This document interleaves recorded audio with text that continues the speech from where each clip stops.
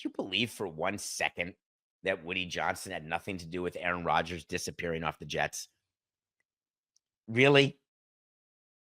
Woody Johnson's at the owners' meetings right now. There's a lot going on at the NFL owners' meetings. They're taking place in Palm Beach at the Breakers, very nice hotel. And there's going to be reports out of there that we're going to get to talk about this week on Nothing Personal.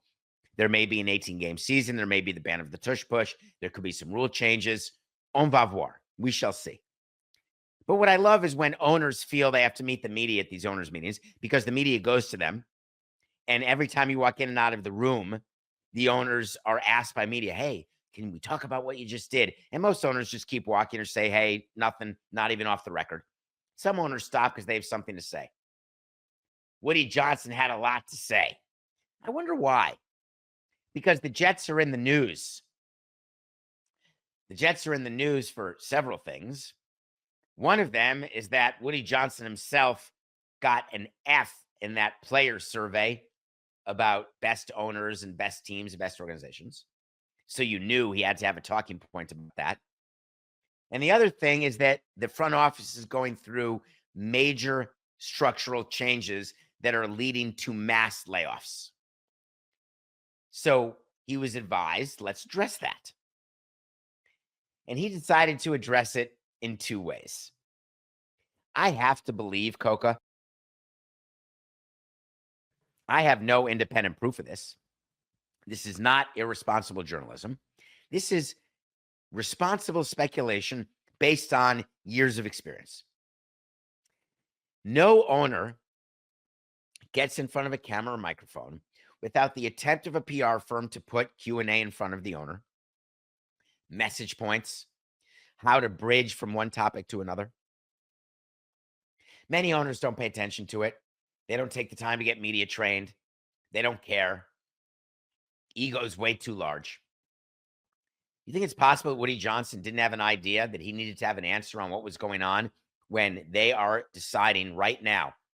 There is a deadline of today whether 170 out of 250 of your front office employees will be bought out and gotten rid of. Think about this for a minute. Restructurings happen often.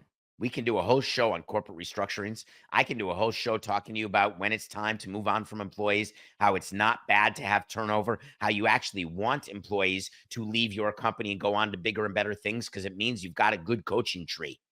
It means that they're learning something. It means that they have the ability to excel and move up the ladder. When you offer buyouts to people, you are trying to say that we do not agree or believe in what you've done and in what we've had you do. So we're starting from scratch. And when we start from scratch, we'd like it to not be with you. So we're going to offer you something that normally you wouldn't get. We're going to offer you, let's say, 18 months of severance plus insurance, just as an example. We're going to offer you a package that is so tempting that you're going to take it. We'll pay the package. We'll get to capitalize it. We will show losses, and then we will have a clean slate. Why else would you talk to an employee who's old, who's been there 20 or more years, and they've attained a level of vice president and give them 80 weeks of pay?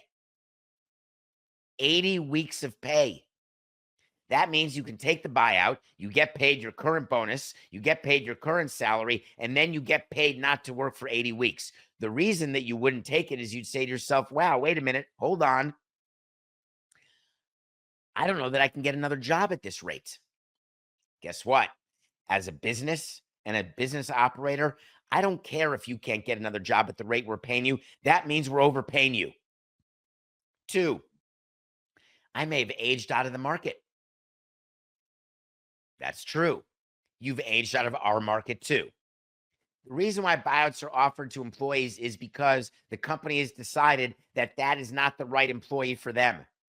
And it's way easier to agree on a severance package, a separation agreement prior to a termination because you avoid litigation. It's why every time that you're going to terminate somebody. You try to get them to agree to resign or agree to a severance package and agree not to sue in advance. A buyout package is simply a formal way to get severance to people you want to get rid of without calling it a termination. But please don't be confused. It's a straight termination.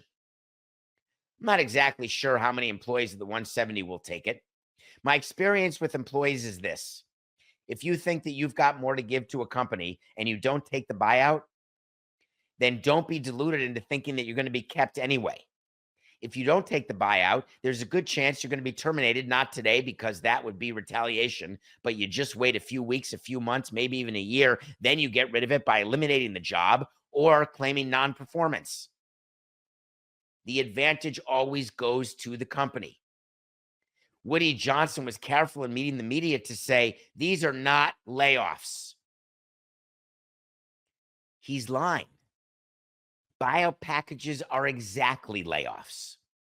Woody Johnson then went on to say, hey, we're offering these buyouts not because we want to fire anyone. We want to improve the culture. Don't piss on my leg and tell me it's raining. You know exactly what these buyouts are. They're exactly layoffs. How do you improve the culture by having the same people do the same thing over and over again and thinking this will improve the culture? Believe me, I've been in companies where that's the plan.